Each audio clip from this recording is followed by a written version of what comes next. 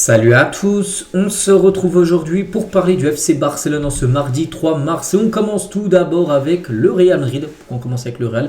Parce que hier ils jouaient un match de Liga hier lundi et je compte Getafe et ils ont perdu 1-0. Donc ça c'est une très bonne nouvelle bien sûr pour le Barça vu que le Real Madrid était 4 points derrière et du coup le Real reste à 4 points derrière le Barça avec le même nombre de matchs joués.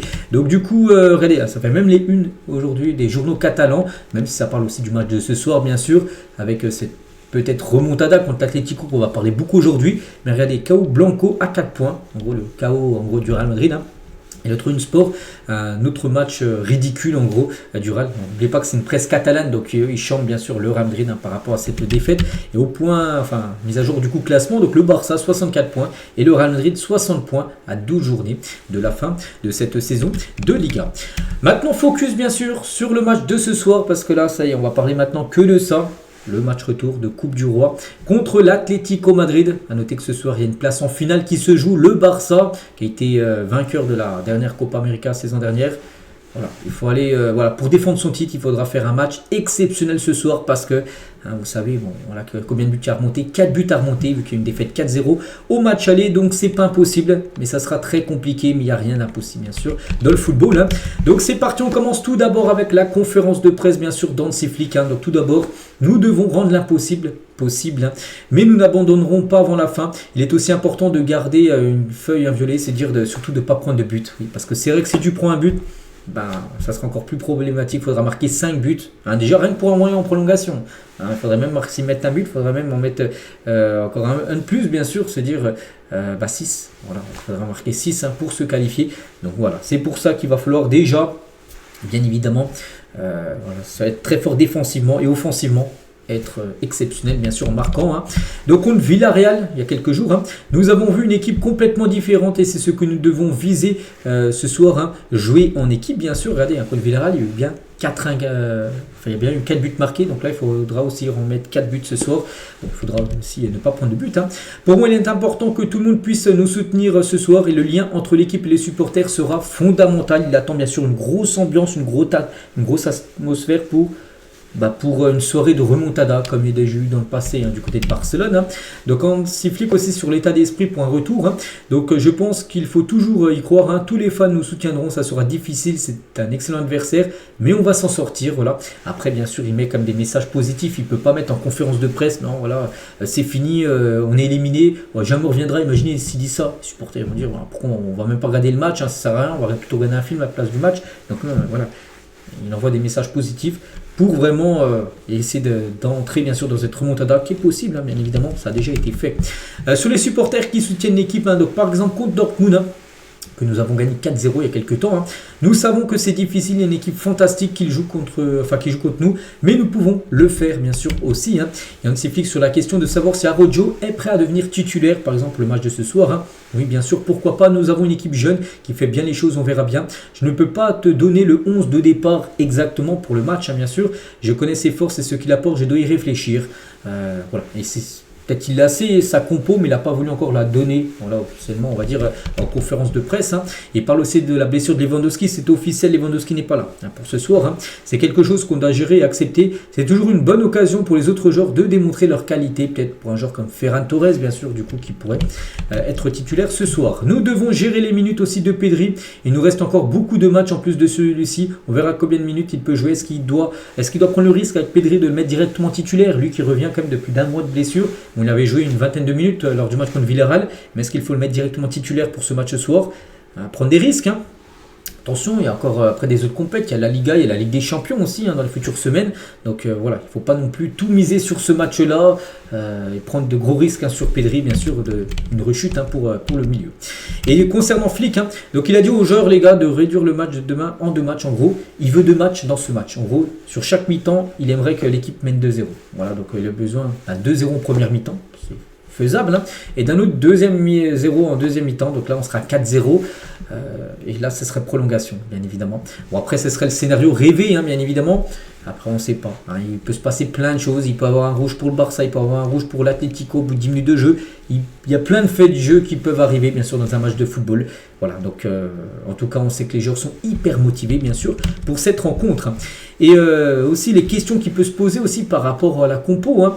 Donc, Daniel Mo dans le rôle de faux numéro 9 ou Ferran en 9. Qui met titulaire vu que Lewandowski n'est pas là? Est-ce qu'il faut Ferran le mettre en 9 ou Daniel Mo qui peut occuper cette position de 9 hein. Donc Balde ou Cancelo comme arrière gauche? Ça aussi, c'est une question qui doit trancher. Hein. Martin ou Araujo comme défenseurs centraux ou Bernal ou Daniel Mo au milieu de terrain. Voilà, donc il y a plusieurs questions en gros là qui va devoir trancher bien évidemment. Et d'après la une Journal Sport, le journal, ils disent la compo, ça pourrait ressembler à ça. Hein. C'est les journalistes de sport qui envoient cette compo.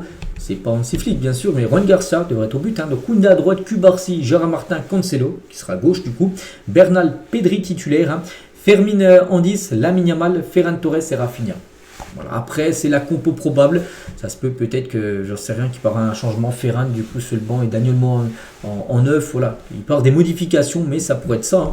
À noter que dans le passé, quand le Barça a dû faire des remontadas, les gars, par exemple, Luis Enrique l'a joué pour revenir contre le PSG. Ça a été une compo en 3-4-3. Parce que là, la compo annoncée pour ce soir, ce serait du 4-3-3. 4 défenseurs, 3 milieux, les 3 attaquants. Donc Lamine, Rafinha, Ferran. Mais par exemple, lors du le match Barça-PSG où il devait remonter les 4-0, et ben Luis Enrique qui était le coach, il avait fait une compo en 3-4-3, désolé. Hein. Donc s'il venait à mettre ça, on ne sait pas parce qu'il doit marquer des buts, donc ça sera une compo, on espère, portée sur l'offensive. Hein. Ça pourrait ressembler à ça. Voilà, donc d'après les journalistes, ils mettent que ça pourrait être ça, la compo peut-être s'ils voulaient vraiment mettre une compo ultra offensive, mais attention parce que défensivement il faut aussi que ça soit très solide. Et concernant l'équipe adverse, Diego Simeone, donc l'Atlético, hein, ces matchs sont merveilleux, c'est ce qu'on attend toute la saison, donc eux ils sont plutôt confiants, hein, l'Atlético, hein, ils ont quand même eu 4 buts d'avance, hein, c'est vrai qu'ils ont fait un match exceptionnel lors du match aller, hein, et Diego Simeone, donc les gars ils se cachent pas, hein, il envisage vraiment de jouer ce soir avec un format en 5-4-1 contre Barcelone. C'est simple les gars, ça sera ça.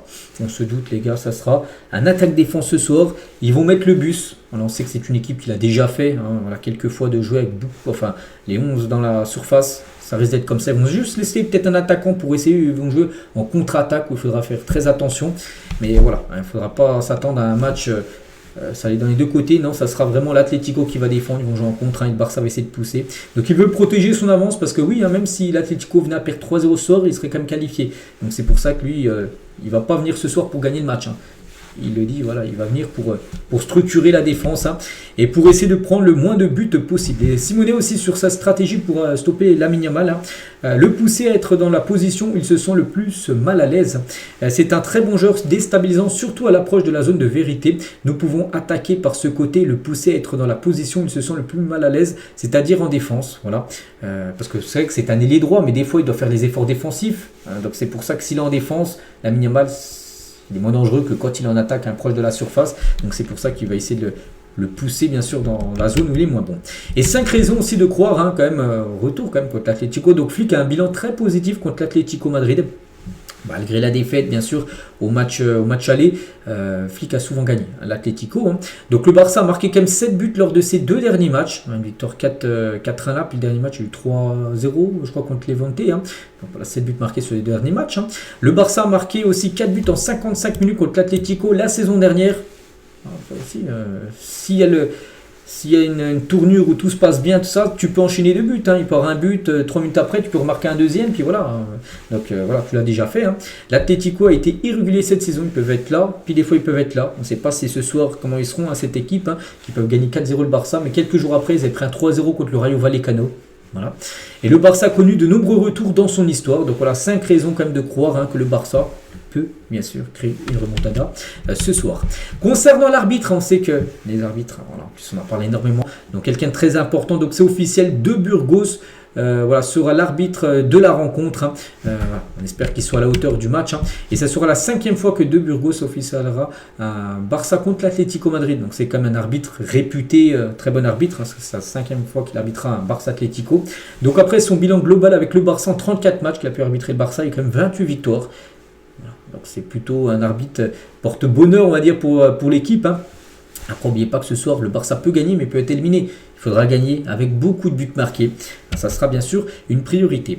Et à noter, les gars, que la Grada d'Animation, ceux qui mettent l'ambiance, feront officiellement leur retour au Camp Nou pour ce soir. Après un accord trouvé avec le club, les autorités ont validé un espace dédié aux 700 membres des différents groupes de supporters puissent encourager l'équipe ce soir pour ramener de l'ambiance. Parce que imaginez, les gars, s'il n'y a pas d'ambiance, ça sonne creux dans le stade. Les joueurs, les gars, vont pas se sentir soutenus. C'est pour ça que ce soir, il y aura beaucoup de supporters qui vont mettre l'ambiance, bien sûr, pour essayer de revenir, bien sûr, dans cette rencontre. Et on finit avec ce match. Donc, par exemple, le dernier poste du Barça, nous voulons rendre l'impossible possible, on espère. Et comme je dis, les gars, pour une remontada, pour moi, vraiment, la stratégie la meilleure, c'est déjà dans les 10-15 premières minutes, il faut absolument qu'il y ait un but déjà marqué. Après, oui, tu peux en faire une, marquer peut-être tes 4 buts en deuxième. Mais si tu marques très tôt, tu vas commencer à faire douter l'adversaire. Et là, c'est bien. N'oubliez pas que plus les minutes vont passer, plus ça sera en faveur de l'Atlético. Donc, c'est pour ça. Il va falloir essayer dans les 5-10 premières, tu mets une énorme pression. Et si tu arrives à marquer, là, tu pourras te mettre vraiment en grosse mode remontada. Et ça sera totalement possible. Mais voilà, on verra. On verra. C'est vrai qu'après, d'après les probabilités, le Barça n'a pas beaucoup de chance. Peut-être 10-15% peut-être de se qualifier. Après, voilà, c'est le football. La vérité se passe sur le terrain. Donc voilà les gars ce qu'il y avait à dire. J'espère que ça vous a plu. Donc je pense avoir été complet sur tout ce qu'il y avait à dire ce soir. Maintenant on attend que le match se joue pour donner d'autres infos. Donc on se retrouve nous demain bien sûr mercredi. On fera le débrief de ce match. Allez, je vous souhaite une très bonne journée et à demain.